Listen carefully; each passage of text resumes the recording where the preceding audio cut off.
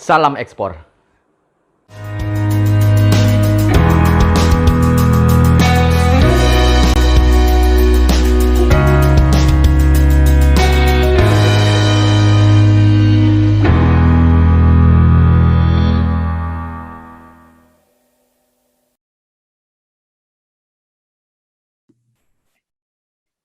Assalamualaikum warahmatullahi wabarakatuh. Selamat pagi, salam sejahtera bagi kita semua. Salam sehat selalu dan salam ekspor.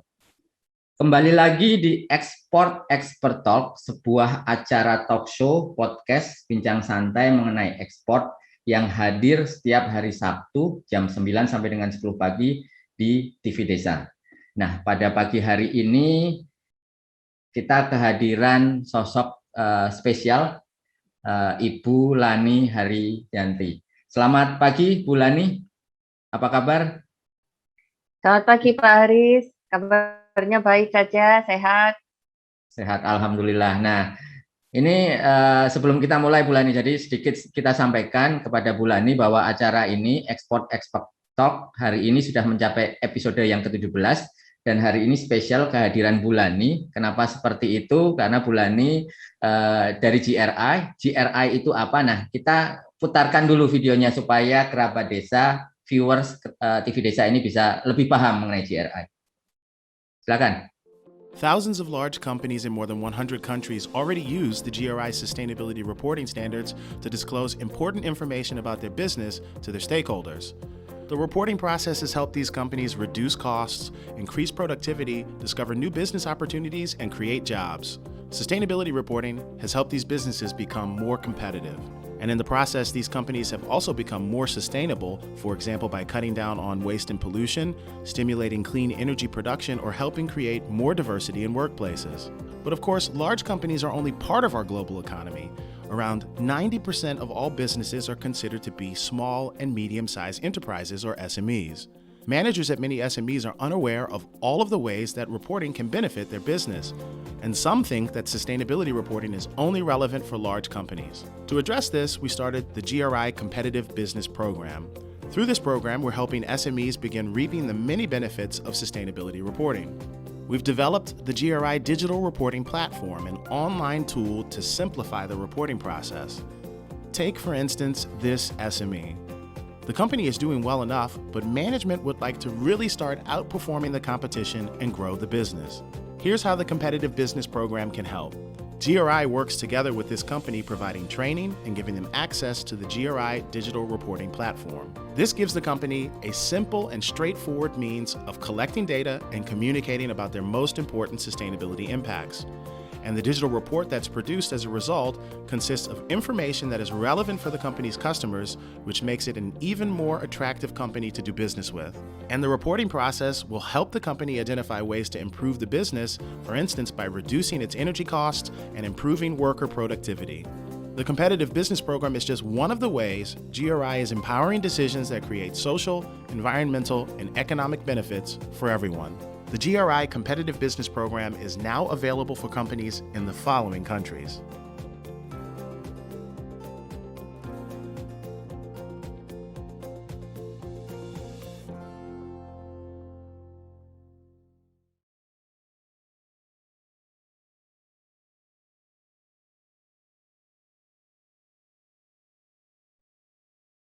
Nah, itu menarik nih mengenai GRI. Nah, ini sebelum kita tahu lebih dalam mengenai GRI, kita kenalan dulu kepada Bu Lani ini. Nah, Bu Lani ini di GRI jabatannya selaku apa nih, Bu? Dan GRI itu di Indonesia tugas dan tanggung jawabnya seperti apa, Bu Lani? Monggo.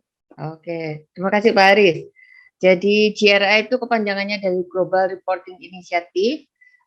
Kita ada di Indonesia, sebetulnya kita punya sistem pelatihan resmi. Kalau dari sistem itu kita punya mitra training resmi di Indonesia itu sudah 12 tahun kalau nggak salah. Nah, kalau saya ada di bekerja untuk GRI itu sejak tahun 2018, dan memang salah satu tugasnya adalah untuk memberikan kapasiti terkait sustainability reporting, tentu saja karena dari GRI ya menggunakan standar GRI, kira-kira seperti itu Pak. Ya, ya, ya. Nah, ini karena menarik karena tema pada pagi hari ini di episode yang ke-17 ini adalah cara GRI Global Reporting Initiative buat usaha desa mengglobal nih Bu Lani. Jadi sesuai dengan tema podcast kita Export Expert Talk. Nah, kita undang Bu Lani selaku expert kita di bidang ekspor tentunya. Nah, kita ingin tahu nih hubungannya GRI dengan ekspor itu bagaimana, dan mungkin sebagai informasi Bulani bahwa ini kan ditayangkan di TV Desa. Nah, TV Desa itu masyarakat desa sekarang Kemendas, melalui Kemendas Kementerian Pedesaan, SDGs menjadi salah satu sektor yang menjadi utama. Jadi salah satu pemerintah kita untuk menuju SDGs itu melalui pedesaan, melalui masyarakat desa. Mungkin Bulani juga bisa menceritakan hubungannya bagaimana antara SDGs dan juga GRI. Atau mungkin ada paparan nih Bu Lani supaya kita ada gambaran yang lebih detail. Boleh izinkan saya sharing screen? Oke, Boleh, silakan. sudah kelihatan ya? Oke. Ya, sudah. Bu. Oke. Jadi Pak Aris, terima kasih untuk kesempatannya. Senang sekali kalau misalnya bisa membantu teman-teman yang mengerjakan BUMDes ataupun yang punya usaha dari bawah, level mikro, small sampai medium. Bagaimana caranya supaya lebih kompetitif sesuai dengan tadi yang dipaparkan. Nah, jadi mari kita mulai dulu dengan perkenalan ya. Kalau tadi udah tahu tentang singkatannya apa sih yang disebut GRI? GRI itu singkatannya adalah Global Reporting Initiative. Memang kita didirikan sebagai sebuah inisiasi dari kelompok bisnis dan juga kelompok-kelompok akademisi, kelompok-kelompok aktivis itu untuk menghasilkan sebuah produk kerangka kerja pelaporan yang bisa diterima di tingkat global. Kira-kira seperti itu awalnya. Ya. Nah, kami adalah organisasi internasional independen. Kami memang inginnya untuk bekerja hanya untuk kerangka pelaporan. Dan syukur-syukur sekarang kita sudah dipakai lebih dari 75% perusahaan-perusahaan di dunia. Tugas kami adalah membantu bisnis dan juga organisasi lain. Jadi kalau nanti kita lihat lebih jauh, yang pakai bukan cuma perusahaan, bukan perusahaan besar, kecil, ataupun multinasional, tetapi ada organisasi-organisasi lain pun memakai GRI standar. Kenapa? Karena memang yang namanya sustainability reporting itu memang melaporkan tentang dampak sustainability-nya. Yang punya dampak sustainability ya pasti ya bukan cuma perusahaan aja, tetapi organisasi, yayasan, dari BUMDes yang kecil, bahkan kementerian pun pasti punya dampak sustainability-nya. Ya, ya.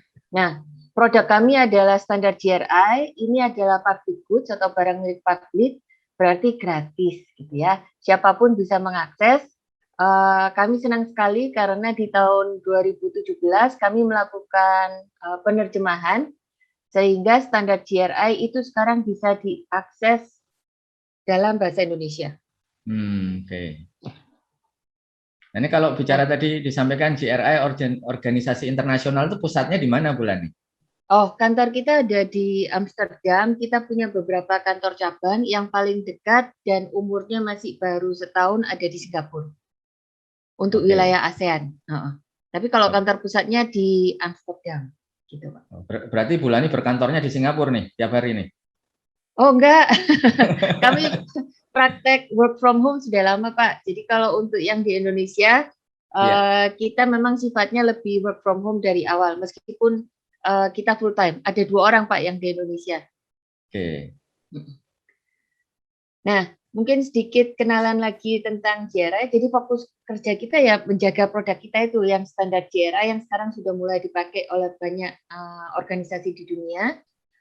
Umur organisasi kita sudah mencapai 22 tahun di tahun ini. Memang tugas kita, misi kita adalah bagaimana supaya semakin banyak baik negara maupun organisasi untuk menggunakan GRI standar, sehingga cara mengkomunikasikan sejauh mana organisasi itu memberikan dampak itu mulai agak seragam. sehingga nanti ada benchmarking yang lebih baik, kira-kira seperti itu, dan lebih mudah dipercaya. Biasanya kalau ada standar kan menjadi lebih mudah dipercaya gitu kan ya, apa Ya, yang betul. dikomunikasikan. Nah, kami juga senang selama 22 tahun ini kami berhasil menjaga supaya standar kami masih bisa dipertahankan gratis untuk publik, kira-kira seperti itu. Nah, ini adalah impact. Jadi kalau kita ngomong sustainability, kita ngomong impact. Nah, salah satu yang kita ukur sebagai GRI, organisasi standard setter, yaitu kita mengukur impact kita. Jadi kita dibantu oleh beberapa rating agency, misalnya kayak KPMG ataupun S&P. Mereka menghasilkan research. Jadi salah satu contohnya itu KPMG di 20 tahun terakhir itu nge-tracking trennya pelaporan sustainability itu kayak gimana. Nah, dalam 20 tahun itu kita diberitahu oleh KPMG bahwa GRI itu masih yang nomor 1 dipakai di dunia. Gitu. Nah, kami sendiri juga men-tracking seberapa banyak sih kebijakan negara itu mengadopsi GRI standar. Yang seperti kita ketahui di Indonesia sudah mulai berkembang tentang kegiatan keuangan berkelanjutan atau sustainable finance. Nah, kalau kita lihat regulasinya itu sangat align atau sangat sejajar dengan GRI standar. Nah, jadi ini adalah impact kita. GRI standar itu bukan sesuatu yang baru. Di Indonesia pun karena kami sudah ada di sini hampir 12 tahun, seperti yang tertulis di situ, yang mengunduh GRI standar baik yang berbahasa Indonesia maupun berbahasa Inggris itu tahun lalu itu mencapai 15.000. Sejak kita mulai project di Indonesia, yaitu seperti yang di video tadi, jumlah yang mendownload GRI standar sendiri sangat meningkat pesat.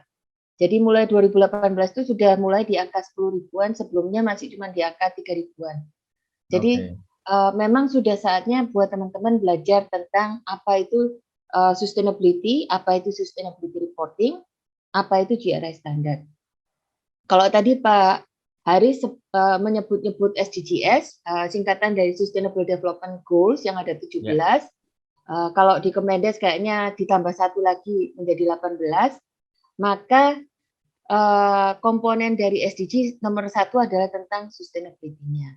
Nah, kalau bagi teman-teman BUMDes ingin belajar gimana sih caranya menunjukkan impact, mungkin melirik GRI standar adalah salah satu cara yang strategis, kira-kira seperti itu.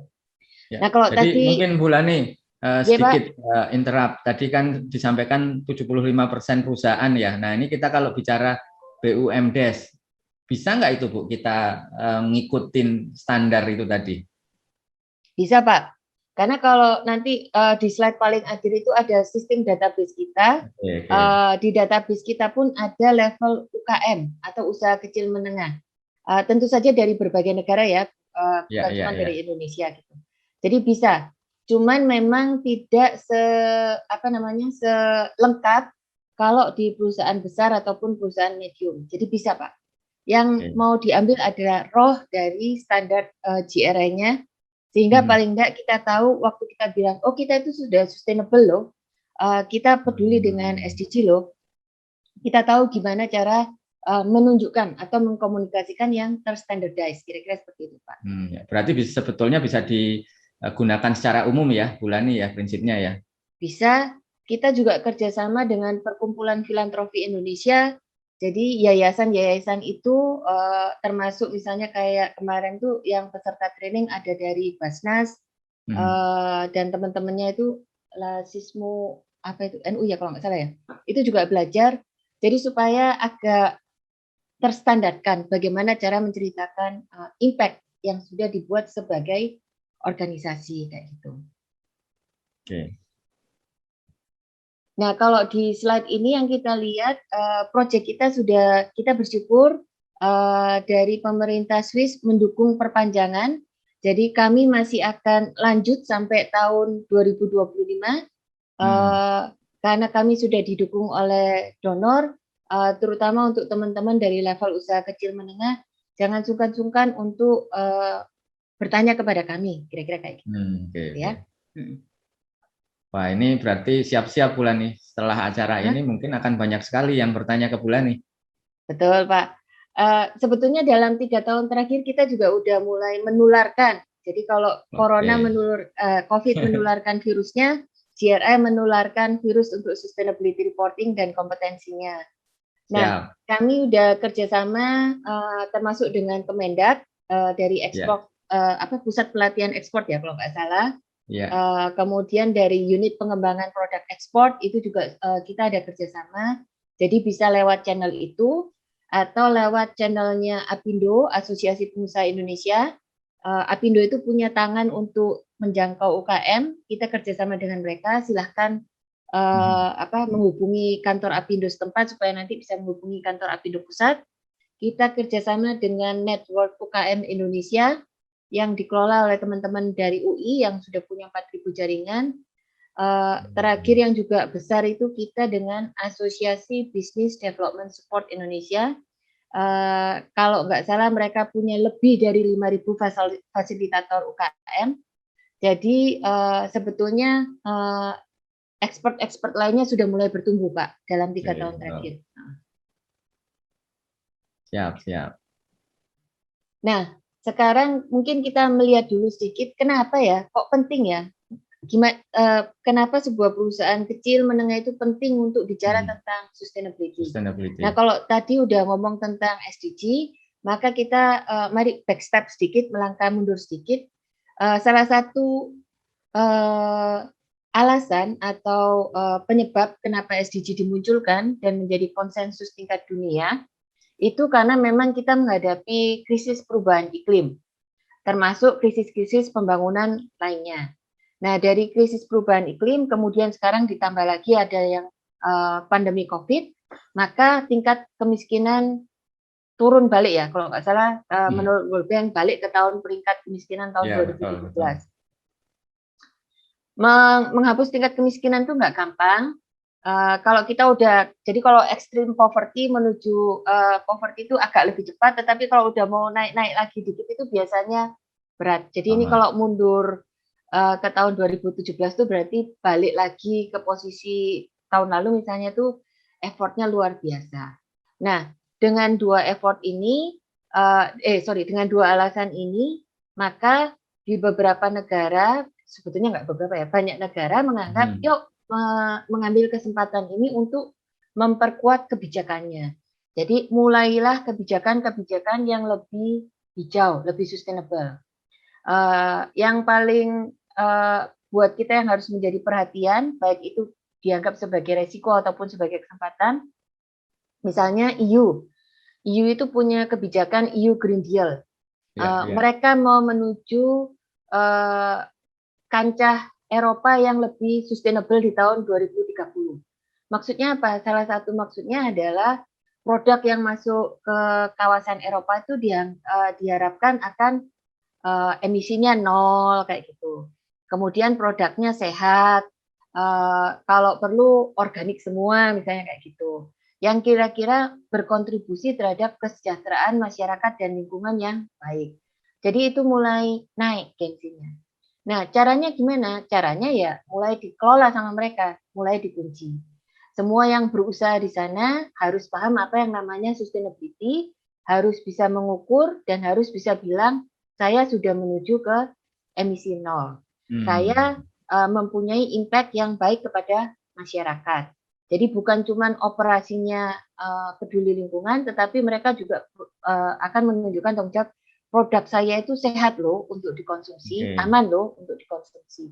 Jadi keseluruhan aspek dari sustainability-nya itu mulai dikunci lebih ketat. Nah, yang agak mungkin menjadi harus perhatian kita, kalau mereka jadi menerapkan secara kaku, ada kemungkinan ada yang namanya pajak karbon dari lintas batas negara. Artinya apa? Nah, karena kita ekspor tok, jadi kalau Indonesia memang ada agenda untuk meningkatkan ekspornya, maka kita harus mulai peduli nih. Karena resiko di depan mata adalah ada pajak karbon dari produk ekspor. Nah, kalau sudah ada pajak karbon, berarti kita pun harus mulai bisa menunjukkan seberapa jauh sih kandungan karbon atau emisi dari produk-produk yang diekspor dari Indonesia.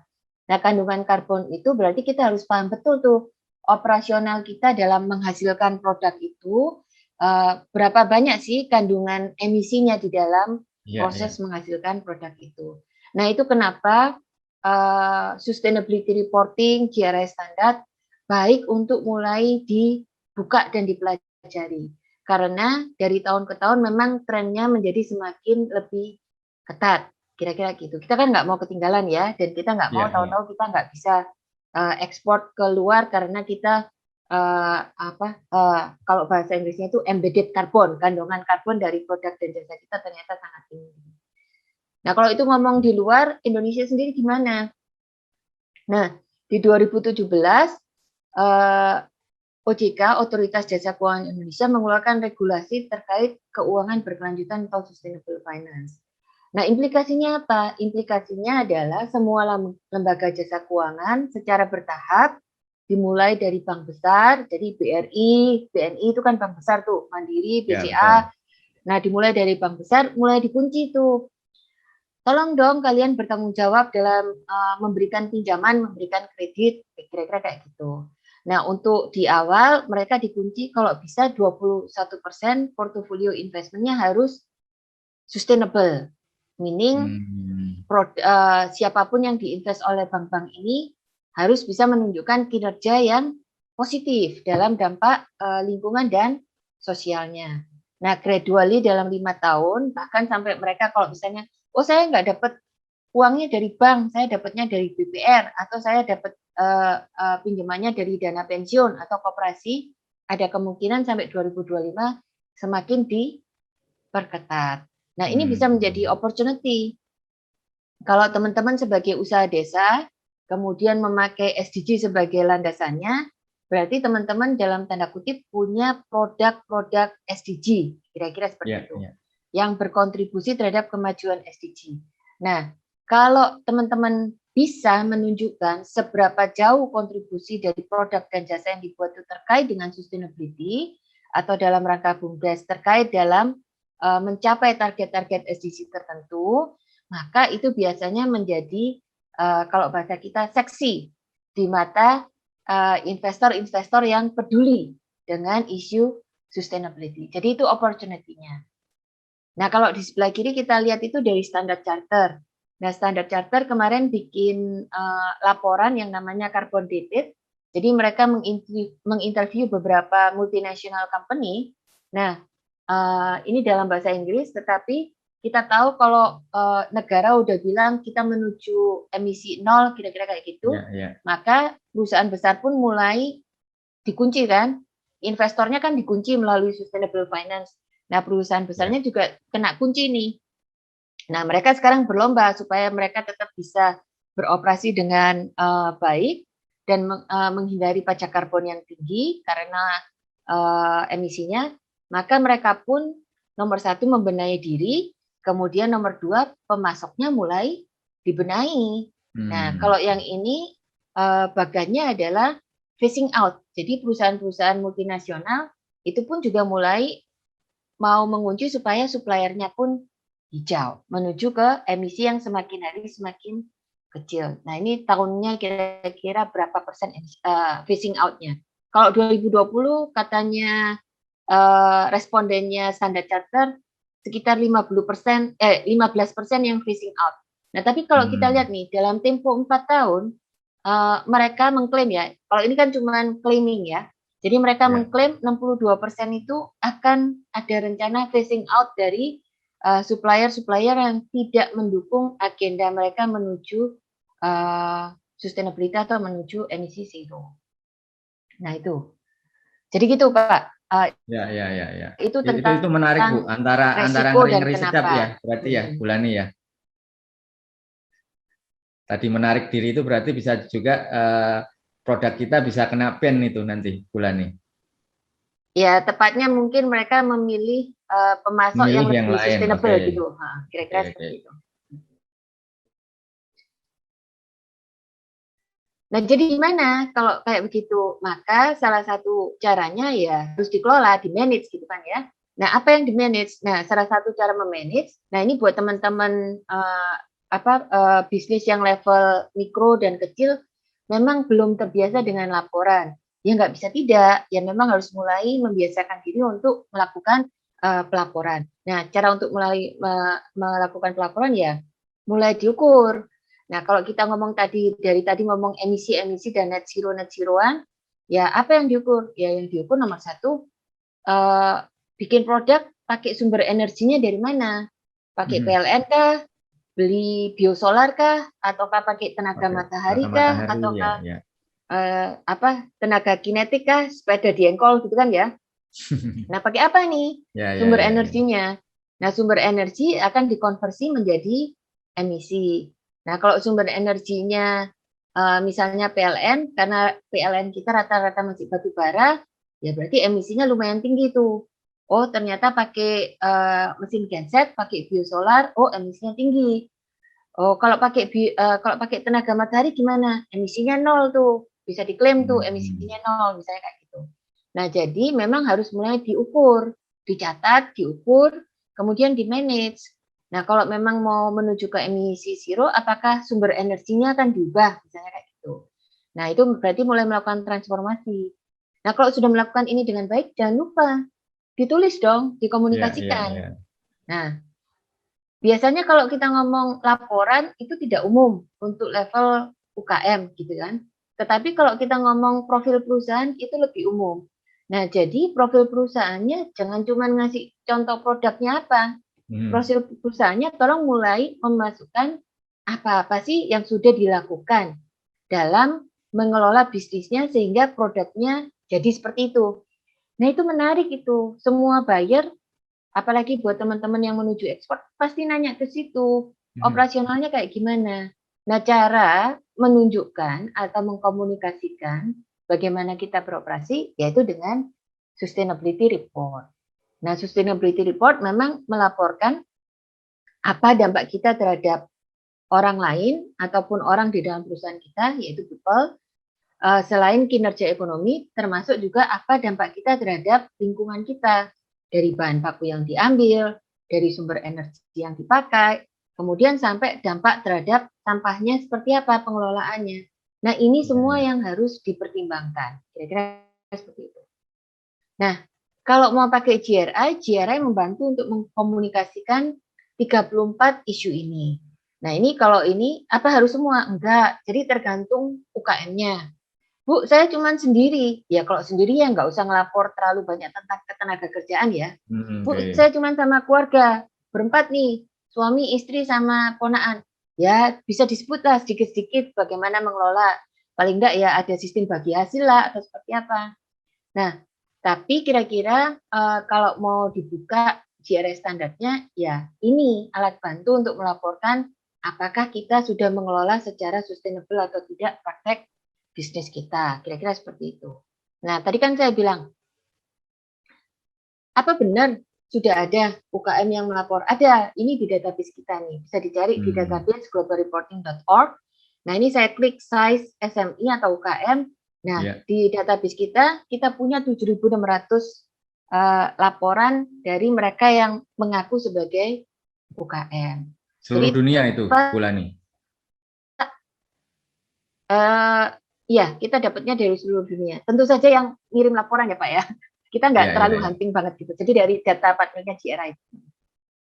Wah, wah, wah, menarik nih. Jadi sebetulnya saling terkait ya, Bulani ya. Jadi antara tadi disampaikan satu contoh standar charter bahwa ya tadi bisa akan beralih ke perusahaan-perusahaan atau supplier yang concern lah di sini. Berarti kalau yang tidak concern ataupun sebenarnya concern tapi reportingnya nggak baik juga bisa kehilangan pasarnya. Betul seperti itu kan ya, Bulani? Ya. Betul Pak. Oke. Terus jangan lupa, kayaknya beberapa bulan terakhir salah satu Hmm. upaya pemulihan ekonomi kayaknya Kementerian Keuangan sudah mulai melirik pajak karbon. Jadi di Hmm. Indonesia kemungkinan besar pajak karbon akan mulai diterapkan. Nah, kalau kita pun tidak menghitung emisi kita, buyer ataupun eksporter itu bisa melakukan estimasinya sendiri. Kira-kira seperti itu. Nah, jadi itu kenapa Bapak Ibu bagaimana kita mengkomunikasikan praktek bisnis kita itu penting. Karena suka nggak suka, bayarnya itu sudah ngira-ngira nih. Oh, si ini kayaknya dari Indonesia. Oh, di Indonesia pakai PLN. Oh, PLN-nya batu bara. Oh, ini emisinya kayaknya segini nih, kira-kira kayak gitu. Belum lagi kapal yang ngangkut, kan biasanya diangkut ada transportasi logistiknya ya. Oh, kapal yang ngangkut pakai bahan bakarnya fosil fuel tuh, Mas Ian. Pakai solar ataupun bahan bakar kapal apa gitu. Wah, ini berarti emisinya nambah sekian nih kalau nyampe di tempat saya nih, kira-kira kayak gitu. Wah, ini menarik pula nih. Nah, ini tadi terkait pajak dan lain-lain nih, karbon itu yang termasuk karbon apa saja, kelihatannya kita perlu penjelasan lebih lanjut pula nih. Tetapi sebelum Bulani menjelaskan, ada pesan-pesan yang akan lewat dulu Bulani. Monggo.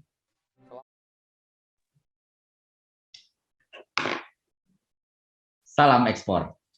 Nah, kembali lagi kita mengingatkan bagi kerabat desa untuk selalu menjaga protokol kesehatan. Karena seperti kita ketahui bersama, saat ini kita masih dalam kondisi PPKM darurat yang tentunya protokol kesehatan harus selalu dijaga supaya kesehatan kita, kesehatan keluarga dan masyarakat akan tentunya terjaga dan kita akan terhindar dari pandemi COVID-19. Nah, kita lanjut ke sesi kedua nih, Bu Lani nih. Tadi sebelumnya menarik sekali apa yang Ibu sampaikan mengenai GRI, unsur-unsurnya seperti apa, reportingnya bagaimana, dan tadi terakhir sebelum break kan kita bicara mengenai karbon nih. Mungkin ada beberapa, mungkin termasuk saya Bu, yang mungkin belum terlalu paham, yang dimaksud karbon itu apa saja, yang pajaknya itu apa?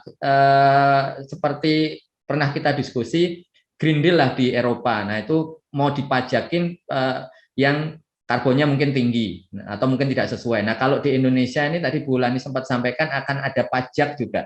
Nah itu seperti apa Bu Lani? Secara prinsip sih akan sama Pak. Jadi yang hitung misalnya nih ya, kita akan memproduksi kue gitu kan ya, dan kuenya mau dijual. Nah pertanyaannya produksi kue ini untuk menghasilkan satu kue itu yang dicari adalah bahan bakunya dari mana, belinya dari mana gitu bahan bakunya. Kemudian diolahnya seperti apa bahan baku, sumber energinya dari mana, oh pakai LPG kah, oh pakai kompor listrik kah, oh nggak pakai itu karena semuanya pakai tangan misalnya kayak gitu. Kemudian bungkusnya pakai apa, apakah bungkusnya itu sekarang kan semuanya maunya bungkus yang apa namanya itu, yang bukan plastik kira-kira kayak gitu, toh yang lebih ramah lingkungan. Nah semua ini akan ada kandungan karbonnya. Karena misalnya kalau bungkus itu akan dihitung, oh ternyata untuk mengolah bungkus itu supaya bisa dihancur gitu, kira-kira itu akan menyebabkan emisi sekian. Oh untuk bikin produknya karena pakai listrik, pakai air, pakai bahan baku misalnya jauh atau dekat, itu akan memerlukan akan menghasilkan emisi sekian. Karena kan beli bahan baku pakai motor, gitu.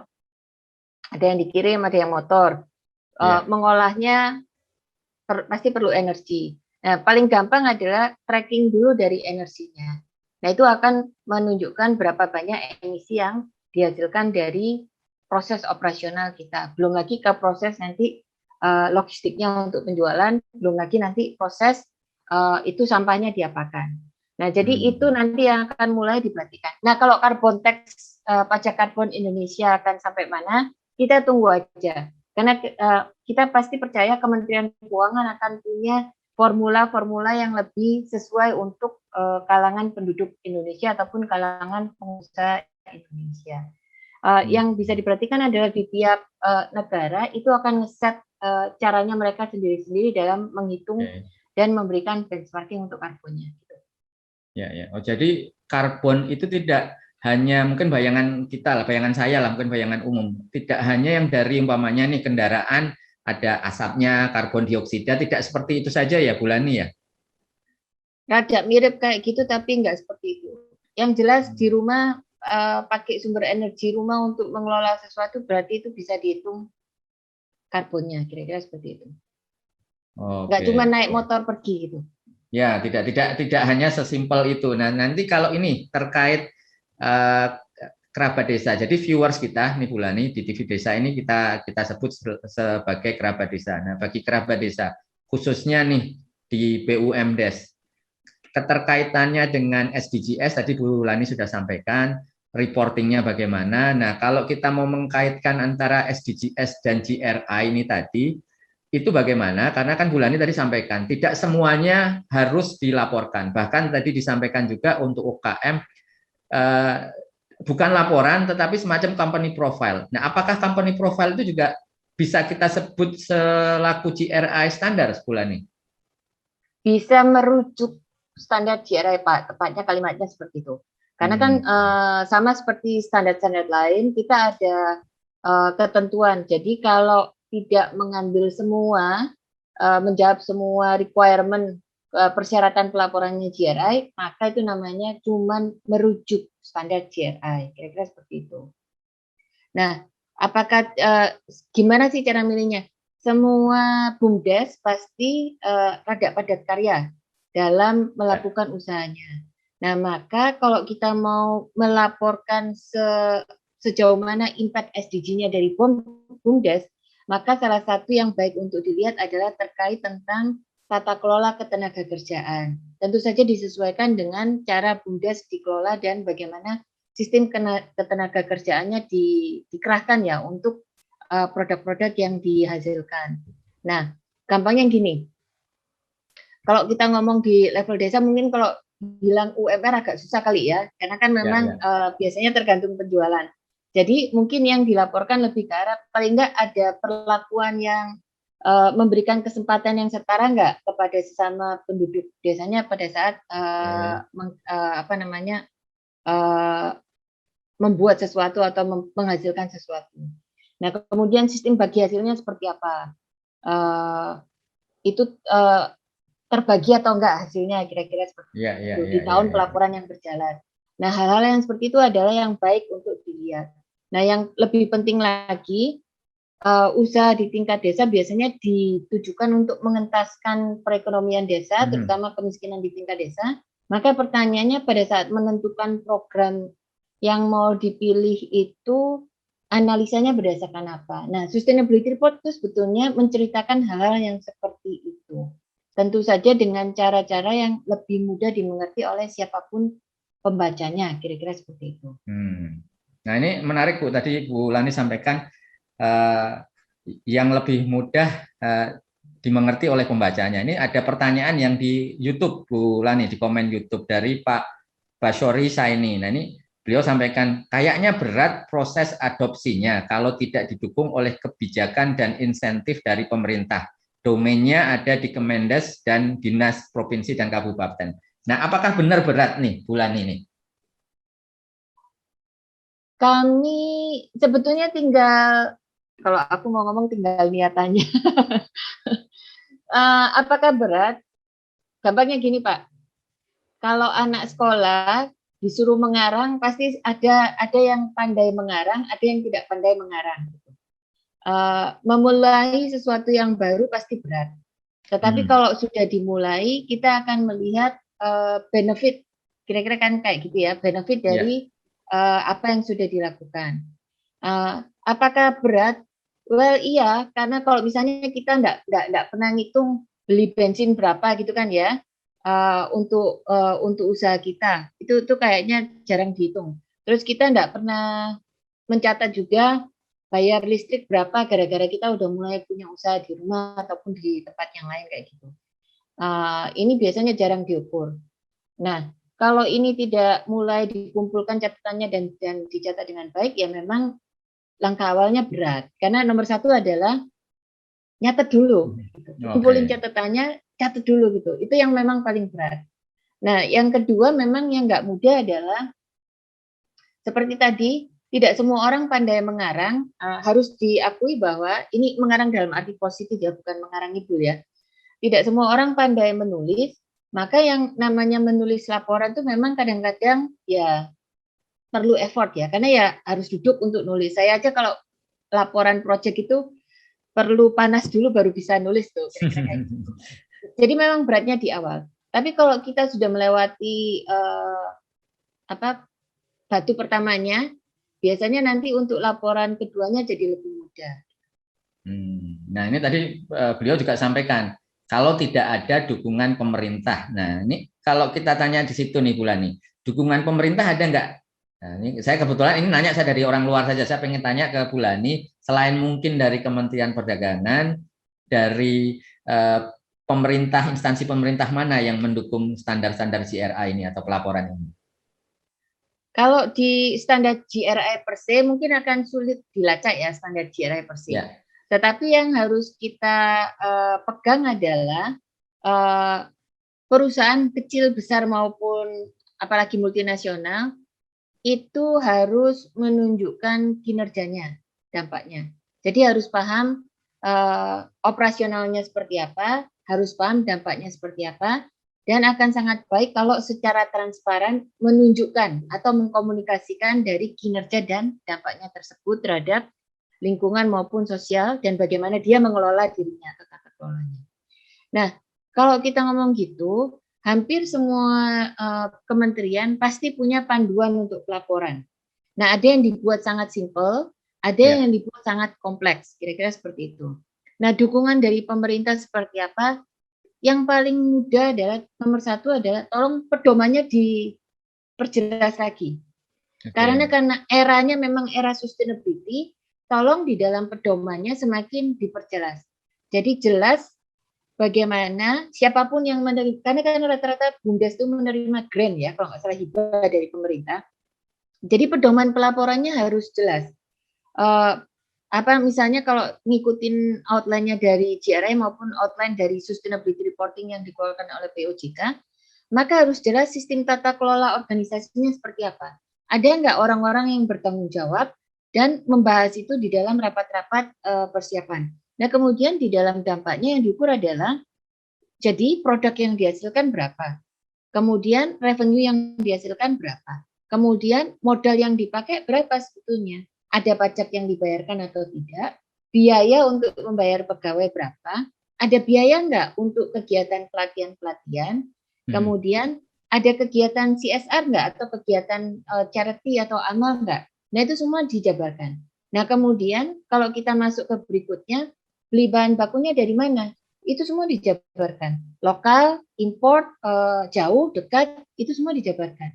Bahan bakunya organik, tidak organik kah? Bahan bakunya mengandung pestisida, tidak mengandung pestisida kah? Atau jenis bahan bakunya apa? Kemasan yang dipakai dipilih apa? Alasannya apa? Nah, kemudian sampai ke bawah. Oh, kita mengelola ini sumber energinya dari ini. Ya, itu semua mulai dikelola dan dicatatkan. Jadi kalau pedomannya jelas apa yang mau diukur, mengingat ini masuk ke era sustainability, memang biasanya yang diukur adalah satu, jelas nggak kinerja keuangannya, dua, berkontribusi nggak ke perekonomian lokal, meaning beli bahan bakunya di toko sebelah nggak, atau malah harus setiap kali harus import gitu. Kalau harus import kan tidak mendukung perekonomian lokal, kira-kira kayak gitu. Nah, yang diminta adalah ternyata ada hubungannya juga ya Bulani ya? Ada. Antara beli atau di toko sebelah sama impor itu ada hubungannya dengan SDGs dan atau GRI ya Bulani ya? Kalau beli di toko sebelah itu berarti membantu perekonomian lokal, itu sudah SDG 8 itu, economic growth di lokal itu. Nah, kemudian kalau kita lompat lagi ke isu lingkungan, kita mau lihat bahan bakunya dari mana, baik tidak baik bahan bakunya, kandungannya apa, kemasan yang dibeli apa, terus sumber energinya dari mana. Ini hemat energi atau boros energi, hemat air atau boros air. Konon katanya semakin susah kan cari air. Lah kalau semakin susah cari air, kita mengelola air dengan baik enggak untuk proses produksi kita. Belum lagi tentang sampahnya. Sampahnya katanya sekarang betapa mahal ya. Sampah itu mahal kan? Saya bayar iuran sampah itu semakin hari semakin mahal. Nah, jadi bisa nggak supaya semakin hari semakin nggak ada sampah, kira-kira kayak gitu. Nah, itu semua sebetulnya harus dilacak. Jadi kalau pedomannya melacak, bisa nggak perusahaan yang diberikan hibah itu semakin hari menuju ke sampah nol, berarti kan dari atas ke bawah sudah diukur. Belum lagi tentang praktek-praktek kesetaraan. Di desa itu yang dapat hibah setara enggak? Yang masyarakat terpinggirkan dapat enggak? Nah, itu harus dilaporkan. Dari mana kita tahu kalau pedomannya tidak meminta secara eksplisit apa-apa yang harus dilaporkan? Berat, hanya berat di awal. Karena berat di awal itu ya datanya harus dikumpulin gitu. Tapi kalau udah 2 kali, 3 kali udah terbiasa, udah lebih gampang. Ya, betul, Pedoman Bu. akan Jadi membantu. ya, first step itu the hardest ya, Bu ya. Langkah pertama itu yang paling berat memang. Tapi kalau kita sudah melangkah kan berarti sudah dimulai itu. Nah, ketika sudah memulai tentunya kedepannya tentu akan lebih ringan. Nah, ini kembali lagi Bu, tadi yang ditanyakan tadi beliau bertanya lagi menganggap antara gap-nya terlalu besar antara goals-nya dan proses. Beliau sampaikan seperti itu. Jadi mungkin disampaikan juga SDGs desa pun begitu. Jadi yang sudah lama masih mengalami kendala seperti ini. Mungkin Bu Lani bisa memberikan contoh simple saja. Jadi supaya menjadi gambaran kita bersama. Kalau disampaikan ini tadi berat, susah. Nah, contoh supaya kita bisa melangkah nih Bu Lani. Mungkin ada contoh suatu desa, BUMDes atau mungkin UKM yang mungkin kita rasa oh itu nggak mungkin mengerjakan ini, tetapi ada nggak itu Bu Lani contohnya? Oh, ada beberapa sih Pak, karena kita udah 3 tahun. Jadi kalau yang kelihatan agak desa-desa sedikit itu, kita punya program dengan koperasi kopi yang di Takengon, gitu ya. Jadi tekniknya karena mereka memang sudah, jadi banyak yang mau bersaing, tahu gimana caranya supaya kopinya itu bisa diterima oleh buyer-buyer di luar gitu kan ya, karena kan nilainya kompetitif tuh kalau diekspor. Nah, jadi mereka menggunakan GRI standar untuk membantu mengkomunikasikan seberapa jauh mereka mengelola hal itu. Kemudian kita juga yang kita sering kasih contoh itu dari teman-teman di Semarang, UKM di Semarang, ada 2 itu yang paling signifikan, satunya itu bikin bakmi Jogja. Kalau nggak salah brandnya, ini bukan promo ya, tapi brandnya bakmi Jogja. Nah, jadi mereka pertama kali kami kenalkan dengan sustainability report itu dianggap sesuatu yang sangat strategis, gitu ya. Setelah kita memberikan pelatihan 3 hari, sustainability report-nya itu ada 1 orang tuh memang luar biasa itu. Teman-temannya belum jadi, dia udah jadi duluan tuh sustainability report-nya. Jadi kita belum, teman-temannya masih baru nyiapin, kita baru ngasih training, kita kasih template, pulang sama dia dikerjain itu. Jadi, nah kemudian sustainability report-nya dia itu dipakai untuk mendaftarkan ke BPOM sama melakukan SNI untuk produknya. Tapi ini orangnya memang sangat bagus ya. Jadi yang kami lihat itu dari produknya itu menjadi berkembang luar biasa Pak. Dia selalu, sekarang kalau nggak salah kemasannya sudah menjadi sangat baik dan sudah diterima di supermarket termasuk yang supermarket besar di Jakarta. Dan dia mengakui sustainability report itu membantu dia. Karena memang begitu ditanya mengelolanya kayak gimana, bahan bakunya kayak gimana, limbahnya diapakan, pegawainya itu diapakan, ada pelatihan enggak, dapat gaji yang baik enggak, kira-kira ada occupational health-nya enggak, kayak gitu kan, ada keselamatan kesehatan kerja enggak. Nah, itu semua adalah item-item yang ditanya oleh proses SNI, item-item yang ditanya oleh proses occupational health. Begitu dia punya itu, waktu proses perizinannya sama dia disodorin itu, jadi itu sangat memudahkan buat asesornya dan juga memudahkan untuk dia sendiri, kira-kira seperti itu. Diupdate. Kami kemarin dapat update-annya dari Mbak Tanti untuk sustainability report-nya, ada perubahan-perubahan yang luar biasa. Itu signifikan, Pak. Kalau yang nggak bisa ya tetap ngotot nggak bisa sih. Kalau yang menemukan positif faktornya itu jalannya luar biasa itu. Gitu. Ya.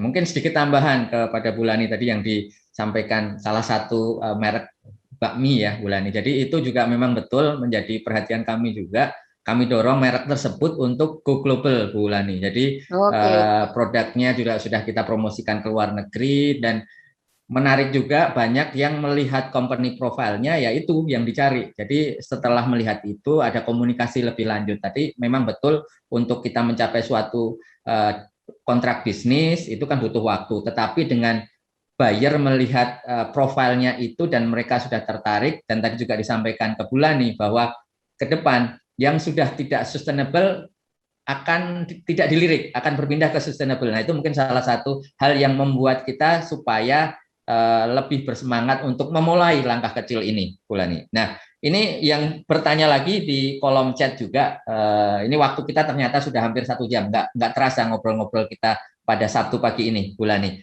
Nah, beliau juga bertanya bagaimana caranya mendapatkan soft copy standar GRI. Nah, ini mungkin sekaligus Bu Lani bisa sampaikan mengenai tadi bagaimana caranya, terus bagaimana kita tindak lanjut podcast ini atau expert talk ini supaya kita bisa, ini tadi salah satunya juga disampaikan kolaborasi lebih lanjut, kerjasama lebih lanjut. Ini kira-kira apa yang bisa kita lakukan bersama? Monggo Bu Lani. Oke, jadi yang gampang dulu. Dari mana dapatnya? Katanya free public good gitu ya. Di Google aja, Pak. Satu lagi. Tadi disampaikan gratis tuh. Nah, ini perlu ditekankan, disampaikan Bu Lani. Jadi GRI standar itu gratis, di Google aja Pak, diketik aja GRI standar bahasa Indonesia download. Itu nanti Bapak nyampe di halamannya tinggal di download aja. GRI cuma minta alamat emailnya dari mereka yang mendownload. Nggak minta bayaran, nggak minta apa. Kalau mau nyumbang sih terserah. Tetapi silakan di download gratis, di Google aja di search, download GRI standar bahasa Indonesia. Harusnya landingnya di www.globalreporting.org, websitenya GRI, kira-kira seperti itu. Itu satu. Nah, kerjasamanya seperti apa? Well, kami akan ada di Indonesia mendukung teman-teman UKM sampai tahun 2025 untuk sementara karena dukungan dari pemerintah Switzerland. Nah, jadi di awal kami sudah memberitahu kita punya beberapa mitra. Nah, salah satunya adalah tentu saja Kementerian Perdagangan melalui pengembangan produk ekspor nasionalnya. Bisa tanya ke timnya Kemendak, itu satu. Kedua, kita kerjasama juga dengan Forum Fair Trade Indonesia yang kayaknya sekarang lagi launching sistem pelatihan. Tanggal 22 Juli nanti itu ada pelatihan hasil kerjasama Kemendak dengan Forum Fair Trade Indonesia. Kami mengisi di tanggal 22 Juli. Ini jadi promosi nih. Nah, itu.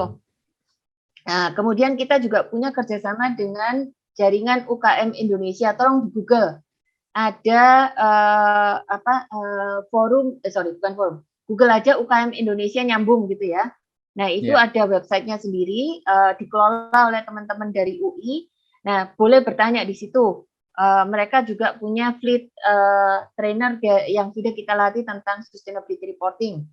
Kemudian kalau kenal teman-teman ABDSI, Asosiasi Business Development Support Indonesia, yang katanya tersebar di seluruh Indonesia ada 5.000 orang, coba ditanya supaya nanti mitranya itu nanya sampai ke kantor pusatnya. Kita udah melatih sekitar 30 fasilitator dari ABDSI. Apa mana ya? Apindo tuh yang paling mudah. Kalau nyari orang Kemendak susah, diketok aja kantor Apindo tuh di daerah. Bilang, saya mau pelatihan ini, tolong kasih tahu Apindo yang pusat supaya nanti bisa diorganize. Kira-kira seperti itu. Ya, jadi banyak ya sudah expert-expertnya yang dibina oleh GRI ya, Bu Lani ya, partner GRI ya. Malah ada yang ada komunitasnya GRI itu Bumi Global Carbon, itu mereka membuat online tool berbahasa Indonesia untuk sustainability report untuk UKM tuh, bisa diakses juga tuh, bisa di Google aja Bumi Global Carbon. Silahkan ditanya dan dikontak mereka. Jadi kita sih dalam 3 tahun kita senang sekali Pak, banyak yang menyambut dengan baik. Kalau pesannya kira-kira kayak gini, jangan nunggu pedoman, jangan nunggu bayarnya minta, Mbok ya dibikin dulu sustainability report-nya. Karena sustainability report itu kalau seperti contohnya si teman kita Bakmi Jogja itu, begitu sustainability report di tangan, itu memudahkan mereka untuk melakukan ya banyak hal ya, ketemu buyer mudah, mau ikut pameran mudah, mau ikut sertifikasi BPOM, SNI dan segala macamnya jadi lebih mudah karena kita udah pegang di tangan dan karena kita sudah mencatat dan mengukur, kita tahu, oh ya saya mengelola pegawai saya begini, saya proses produksinya kayak gini, karena itu semuanya sudah ada di dokumen. Jadi tujuannya ke situ. Jangan bingung dengan contoh yang kelihatan indah-indah dari perusahaan besar. Yang lebih penting itu substansi yang dituliskan di dalam sustainability report. Dan jangan pusing juga namanya sustainability report, intinya itu adalah laporan, dokumen. Kalau nggak mau dibilang dokumen, itu adalah dokumen yang mengkomunikasikan bagaimana kita menyiapkan segala sesuatunya. Kira-kira seperti itu.